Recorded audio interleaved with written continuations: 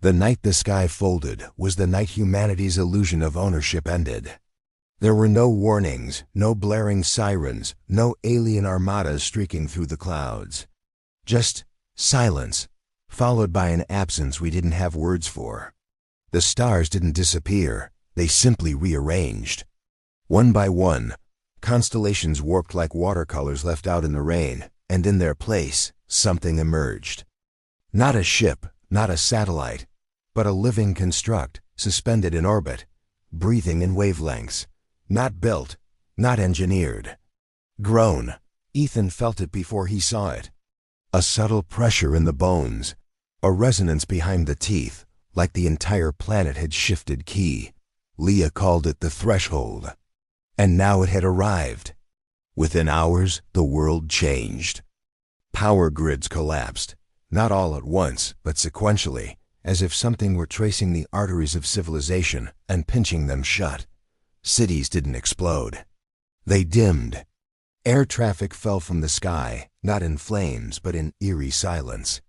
Communications faded into static, not chaotic noise, but structured hums, like lullabies for a different species. People began to fall into deep, inexplicable sleep. Not death. Not illness, just disconnection. They called it the sleeping. News anchors whispered theories before disappearing mid-broadcast. Hospitals filled with unresponsive bodies, their vitals steady, their minds unreachable. Those who remained awake watched with frozen breath as loved ones slipped away, not violently, but gracefully, as if they had merely remembered a different dream and chosen to return to it. Ethan and Leah were still awake, for now. They stood on a rooftop overlooking a blackened city, lit only by the quiet shimmer of the threshold hanging above like a second moon. Leah stared at it not with awe, but recognition. And Ethan, still reeling from the discovery of the genome database, couldn't ignore the truth any longer. This wasn't a signal calling aliens to Earth. It was a signal waking them up. The hybrids weren't sleeper agents. They were seeds. And the threshold was their sun. Leah finally spoke, voice trembling not with fear, but with purpose. It's begun, the alignment phase. The signal's full waveform has activated. The culling is happening now. Ethan demanded answers, but she only offered clarity. The pulse wasn't just a communication tool. It was a filter. A resonance test designed to scan every nervous system on the planet, detect incompatibility with the new design, and disconnect it. Not out of cruelty. Not even as punishment, but necessity. The new architecture needed coherence. Dissonance was discarded. And the unaligned, though still fully human, those whose biology resisted the hybrid code, were being removed from the system. Not by violence, by silence, by sleep. The sleepers wouldn't die. But they'd never wake up either. Ethan staggered back. How many? He demanded to know. Leah closed her eyes, face full of sorrow. By sunrise. Nearly 80%. That number crushed his lungs. And then she said the unthinkable. I have to go. She wasn't leaving him. She was being summoned.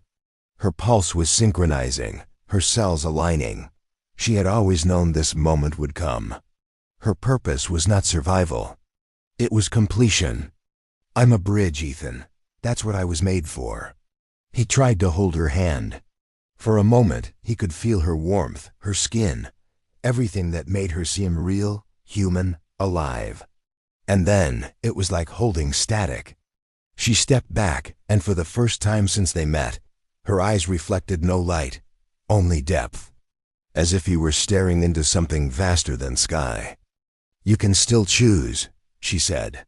But the window is closing. And then she was gone, not in a flash of light, not in some dramatic beam, but simply phased out, like she had never truly been in one place at all. Ethan collapsed to his knees. He screamed, but the city did not answer. Far below, people wandered the streets, dazed. Some dropped to the ground mid-step. Others stared up at the threshold with blank, waiting eyes. The pulse grew stronger. It wasn't a sound anymore. It was a presence, inside teeth, inside veins, inside memory. Ethan ran. He ran through empty streets, past cars stalled in intersections, past televisions flickering with shapes instead of words. He ran until the edge of the city blurred into rural dark, until the stars were clear again, except they weren't stars anymore. They were patterns.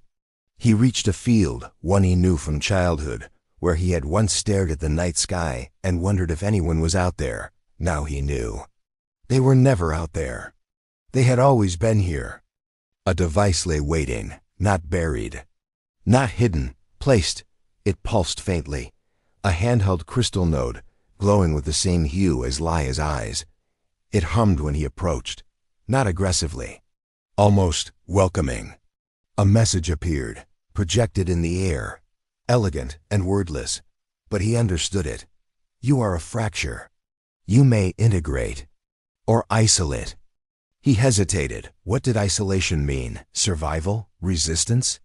Or simply erasure? The message changed. Humanity will continue, but what you define as human will not. He realized there was no invasion, no war, no conquest, only refinement. Humanity was being invited to transcend itself, but not on its own terms. And he had one day, one last sunset to decide. Integrate and lose the chaos, the pain, the beauty of being fractured. Or isolate and preserve what made humanity human, even if it meant watching the world evolve without him. The threshold pulsed once more, and in the silence of that final night, Ethan faced a truth far colder than death. Survival was not the goal. Alignment was.